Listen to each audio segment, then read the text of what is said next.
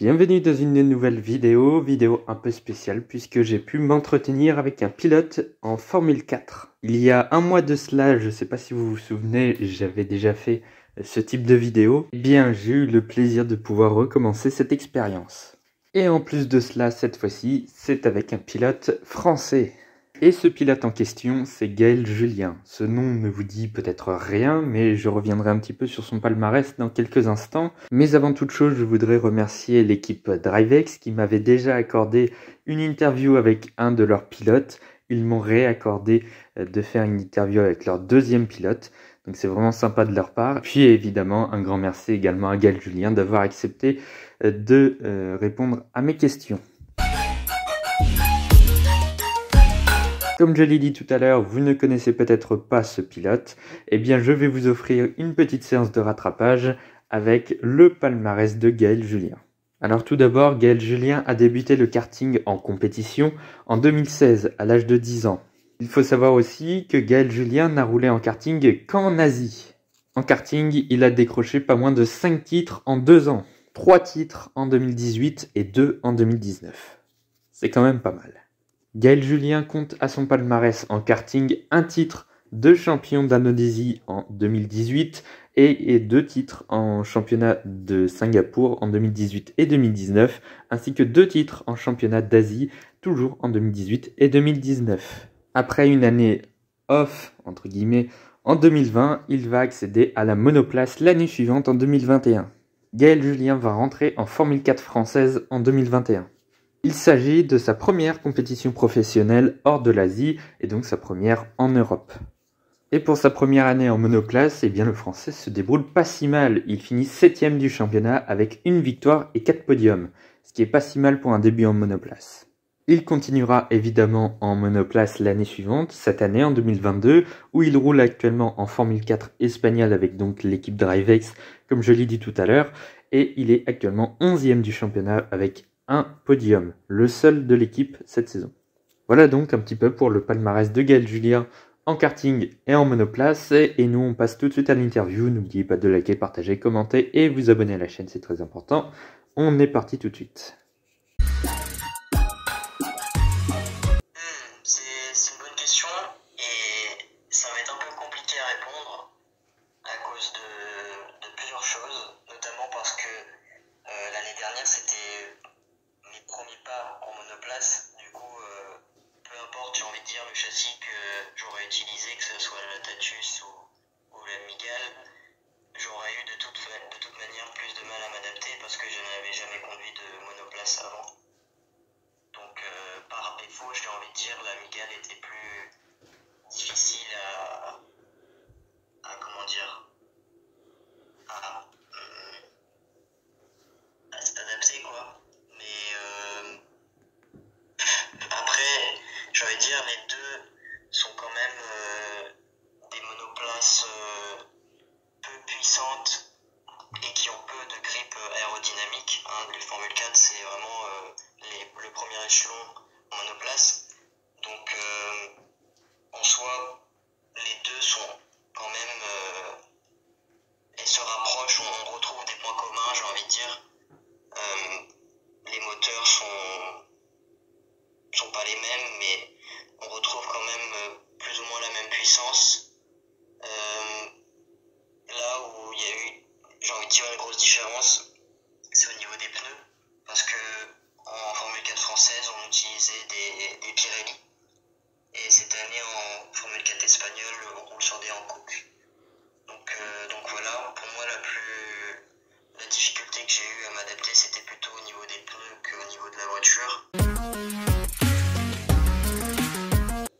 Là-dessus, je pense qu'il n'y a pas de doute. La Formule 4 espagnole est quand même à un niveau supérieur que la Formule 4 française. Déjà, il y a plus de pilotes. Et après, le fait aussi qu'il y ait des équipes et qu'on puisse justement avoir une liberté au niveau des réglages de la voiture, ça fait que tout le monde se pousse à donner son maximum. Et c'est quelque chose qui est limité en Formule 4 française car on a très peu de liberté au niveau de la mécanique.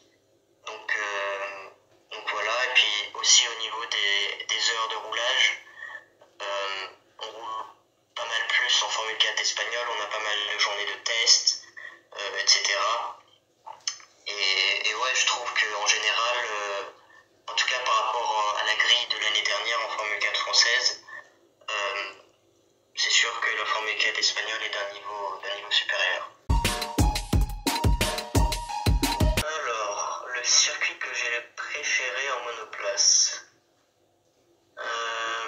Pour moi, ça serait le Hungaroring à Budapest. C'est un circuit que j'ai vraiment apprécié. Il a un peu de tout. Il est très, comment dire, particulier parce que on a à la fois des virages rapides et des chicanes, des petits virages techniques comme ça. Et on mélange tout ça avec de l'élévation, des montées, des descentes.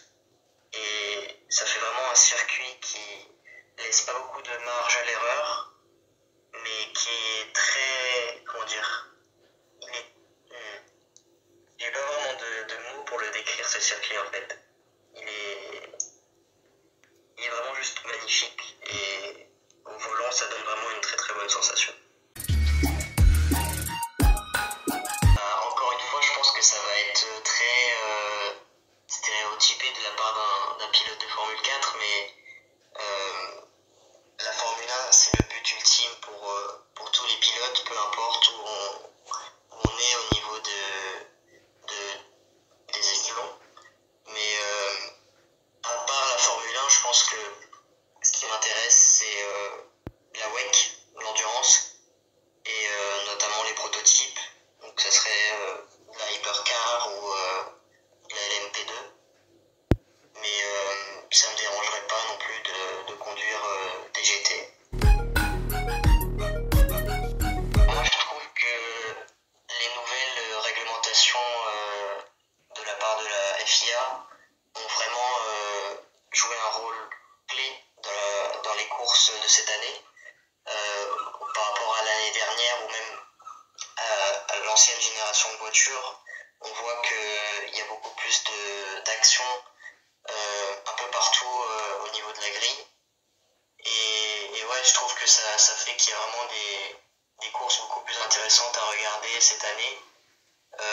Ça a un peu mis la balle au centre pour toutes les équipes, même si bien sûr on retrouve les constructeurs qui sont vraiment un peu au-dessus de l'eau, qui sont toujours d'ailleurs devant. On parle de Red Bull, de Ferrari, de Mercedes, même si j'ai envie de dire ça a pour l'instant stoppé la domination de Mercedes qui avait gagné jusqu'à là presque ces 10 dernières années, j'ai envie de dire. Et c'est intéressant qu'on puisse voir d'autres pilotes et d'autres équipes justement les challenger un peu. Et ouais, après au niveau des pilotes, Max Verstappen il sort tout simplement de son premier titre mondial, donc il est dans sa tête forcément il est au meilleur qu'il a jamais été. Et je pense que ça va être très difficile de le battre cette année, même si je pense que Charles Leclerc est un excellent pilote et qu'il a toutes ses chances contre Verstappen cette année. J'ai envie de dire l'équipe et le pilote ont tous les deux fait des erreurs qui ne peuvent tout simplement pas se permettre s'ils veulent essayer de battre Verstappen et Red Bull. Et il faut dire que l'équipe Red Bull et Max Verstappen ont été exemplaires jusqu'à là cette année. Un constructeur et 2 pilotes. C'est compliqué ça.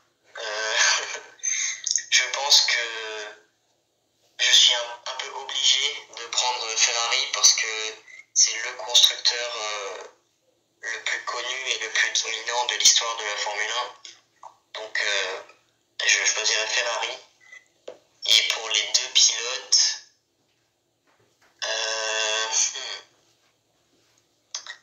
j'ai envie de dire Lewis Hamilton et Ayrton Senna, qui sont tous les deux des pilotes hors normes et qui aussi se ressemblent dans certains aspects. Et je pense qu'ils se compléteraient très bien en tant que coéquipiers. Donc voilà. Et bien voilà pour cette interview. Merci à l'équipe de m'avoir accordé de la faire. Merci également à Gaël d'avoir accepté ma demande. Et bien nous on se retrouve pour de nouvelles vidéos très bientôt. Et puis j'espère que je pourrai faire une 3e interview sous peu. Je suis déjà en train de chercher un pilote, si possible français ou francophone en tout cas. Donc on verra si ça viendra dans les jours ou mois prochains plutôt. Eh bien, n'oubliez pas de liker, partager, commenter et surtout vous abonner à la chaîne, c'est très important. À bientôt.